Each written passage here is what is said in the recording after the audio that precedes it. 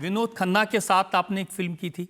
Film नहीं की थी, टेलीविज़न सीरियल किया था जिसको मैंने प्रोड्यूस भी किया, लिखा भी था, मेरे अपने। जी। क्या अनुभव था विनोद खन्ना के साथ काम करने का? बहुत ही एस्ट्यूट एक्टर, अनुभवी, लेकिन पॉलिटिक्स में भी उनकी जिस प्रकार की एक श्रद्धा थी, जिस प्रकार से उनका एक इंक्लिनेशन था, वो काबिल तारीफ़ था। बहुत डिसिप्लिन्ड व्यक्ति थे और नो नॉनसेंस व्यक्ति थे। तो उस व्यक्ति के साथ काम करना और उनके नो नॉनसेंस एटीट्यूड को सरवाइव करना अपने आप में तमगा माना जाता था। बात सही है, वाकई में राजनीति में और फिल्म लाइन में बहुत कंट्रीब्यूशन विनोद खन्ना का रहा। विनोद खन्ना जी का रहा, हेमा जी का रहा, आज भी हेमा जी का कंट्रीब्यूशन है। शत्रु सर अब दूसरी तरफ हैं, लेकिन मेरे जीवन का पहला अवार्ड देने वालों में से एक शत्रुघ्न सिन्हा थे। मुझे याद है, अगर कोई पुरानी क्लिप निकलेगी तो मैं जज के नाते, जैसे आज जज साहब बैठे हैं, आप बैठे हैं, मैं जज के नाते बैठी हूँ और मैं जिसके ऊपर जजमेंट या जिसके ऊपर टिप्पणी कर रही हूँ वो आज पंजाब के मुख्यमंत्री हैं। तो भगवंत मान जी, तो टेलीविज़न और मीडिया की दुनिया से, चाहे पत्रकार रहे हों, चाहे एकेडमिशियंस रहे हों या फिर एक्टर्स रहे हों, बहुत ऐसे लोग हैं जो आज भी मेन स्ट्रीम में हैं। शत्रु जी का तो सेंस ऑफ ह्यूमर बहुत कमाल का है। मैं उस पर टिप्पणी कम ही करूँ तो अच्छा है। लेकिन हाँ, ये सभी स्टॉलवर्ड्स, मैंने दत्त साहब के साथ भी काम किया, भले ही वो कांग्रेस में रहे, लेकिन उनका अपना एक कंट्रीब्यूशन रहा। और मुझे लगता है कि आप अमित जी के बारे में भी, क्योंकि सब कहते हैं कि उनका मन उदास हो गया था, काफ़ी उनका व्यक्तित्व ऐसा है कि वो तलवारें खिंच जाएं तो वो चाहते हैं कि वो शांति दूत बने। और हम उस पीढ़ी से हैं कि तलवार खिंच जाए तो जब तक खून नहीं लगता मयान में जाती नहीं है। तो ये दृष्टिकोण का और अनुभव का एक फर्क है। या पब्लिक में सवाल ले सकते हैं? तो मोटा बेन, मारू कहेवानुं एम छे के हवे आपणे अमे तुलसीनुं कयुं रूप जोईशुं, जे जूनुं हतुं ई के कोई नवा આપણે ગુજરાતીમાં જ વાત કરશું તો બધાને કેમ ખબર પડશે કઈ વાત થઈ? જ્યાં જાવ ત્યાં ગુજરાતી. हाँ, जहाँ जहाँ गुजराती ત્યાં सदाकाल गुजरात। पण ये पूछ रहे हैं कि अभी तुलसी का क्या रूप दिखेगा। अब मैं आपकी ट्रांसलेटर बन गई हूँ। लेकिन मुझे ऐसा लगता है, अगर आपकी अनुमति हो तो मैं थोड़ा हिंदी में अनुवाद करें। हाँ बिल्कुल, हिंदी हमारी घरनी बहू जेम हती एम ज छे कि घर की बहू जैसे थी वैसी ही है। पण फरी મળીએ આપણે।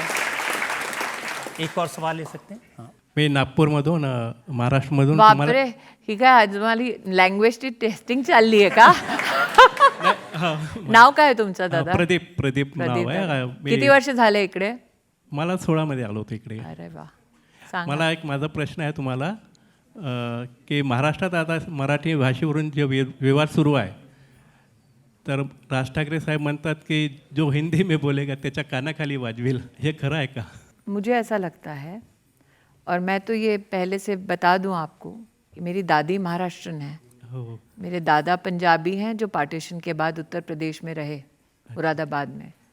मेरे नाना बंगाली हैं और नानी जब विभाजन हुआ तो जो आज बांग्लादेश है वहाँ से आके विस्थापित धुबड़ी असम में रही। मुझे लगता है एक एक्टर ने ही बहुत अच्छी बात कही हाल फिलहाल में, कि भाषा संवाद का विषय है, संयम का विषय है, राष्ट्र के प्रति अभिमान का विषय है और राष्ट्र को अलग अलग धाराओं के माध्यम से एक सूत्र में बांधने का विषय है।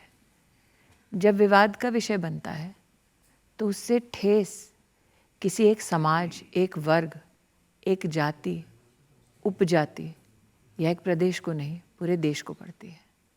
अगर हम भारत को मातृभूमि कहते हैं तो आप माँ के हाथ को चोट पहुँचाओ या माथे को, दिल माँ का दुखता है।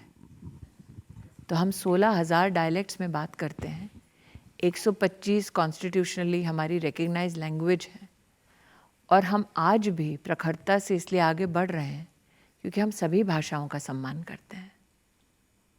आणि मी तुम्हाला भेटते कार्यक्रम परत। अब हमने गुजराती मराठी सुन लिया, कोई बंगला में पूछने वाला तो वो भी पूछ ले।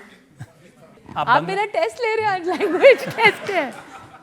अब जब लैंग्वेज टेस्टिंग चली रही है तो আপনি কি বাঙালি? হ্যাঁ বাঙালি। এ মা, কোথার থেকে? নামটা কি আপনার?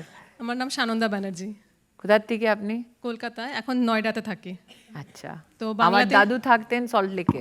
আচ্ছা, আমি অ্যাকচুয়ালি অরিজিনালি শান্তিনিকেতন থেকে, আরে বাবা, বাপের বাড়ি শ্বশুর বাড়ি দুটোই। আমার দাদু ছিলেন সল্টলেক থেকে, মানে দাদুর ভাই এরা সবাই ওখানে এখনো মামা থাকেন, আর পরিবারের 1-2 লোক দমদমে থাকে। अच्छा मैं आप हिंदी में भी बता हाँ, दीजिए हमें। तो ये बता रही हैं कि ये कलकत्ता से हैं, अब नोएडा रहती हैं, लेकिन इनके जो पिताजी का परिवार है वो शांति निकेतन से हैं। तो मैंने इनको परिचय दिया कि मेरे नाना साहब वो रहते थे सॉल्ट में, लेकिन परिवार के कुछ लोग दमदम में भी हैं। आपने आज मुझे ट्रांसलेटर बनाया, उसके लिए आभार। হ্যাঁ বলুন। আমি বাংলাতে একটা কোয়েশ্চেন জিজ্ঞেস করতে চাই, যে আমাদের যে বাংলার মহিলা মুখ্যমন্ত্রী, উনি মহিলা হওয়ার সত্ত্বেও বাংলাতে যে এত স্পেশালি হিন্দু মহিলাদের ওপর এত অত্যাচার হচ্ছে, সেটার কোনো বিচার নেই, এই ব্যাপারে আপনার কি মত? इन्होंने पूछा है कि इनकी जो मुख्यमंत्री हैं बंगाल की, वो महिला होने के बावजूद भी महिलाओं की प्रताड़ना को कैसे सहन करती हैं, और विशेषतः हिंदू महिलाओं के साथ जिस प्रकार का दुर्व्यवहार होता है उसको रोकती क्यों नहीं हैं। मुझे ऐसा लगता है दीदी कि विषय ये नहीं है कि महिला कौन है पुरुष कौन है। जब आप सत्ता की कुर्सी पर विद्यमान रहते हैं तो आपका लक्ष्य एक होता है कि संविधान के संरक्षण में हर वर्ग, हर आयु, हर धर्म, हर जाति के लोग का संरक्षण।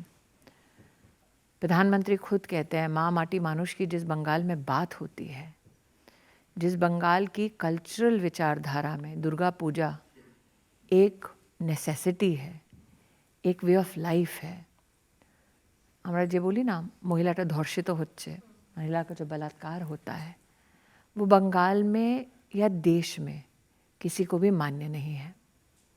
मैंने एक कार्यकर्ता के नाते बंगाल में वो नज़ारा देखा है, और शायद दिल्ली में या नोएडा में बैठे नौजवानों को नहीं पता कि एक सामान्य गरीब घर का गांव का लड़का अगर टीएमसी ममता जी के खिलाफ आवाज़ उठाता है तो सार्वजनिक रूप से खेत में उसको फांसी लगा दी जाती है।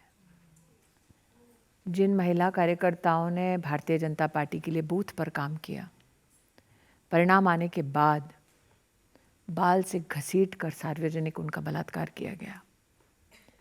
गांव में भाजपा के कार्यकर्ता ना लौटे तो उन नेताओं ने बैठकर भरे बाजार बोली लगाई कि अपने घर की बहू बेटियों को हमारे साथ रात को भेजो, तब तुम्हें गांव में घुसने देंगे।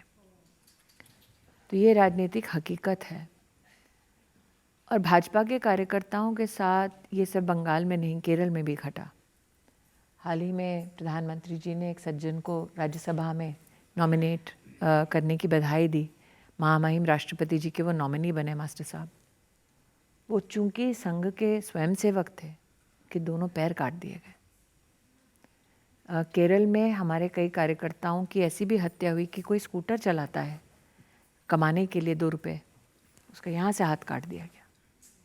कमाएगा नहीं तो आवाज़ कैसे उठाएगा। मैंने 25 साल ऐसे कार्यकर्ताओं के साथ काम किया है।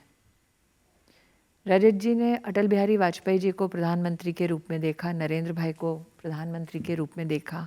हमने वो कालखंड देखा जब हमारे पास सत्ता नहीं थी, एक दूसरे के अलावा हमारे पास और कोई नहीं था। और बीजेपी में रजत जी वो जो रिश्ते मेरे जुड़े हैं वो मैं कभी ताक पर नहीं रखूँ।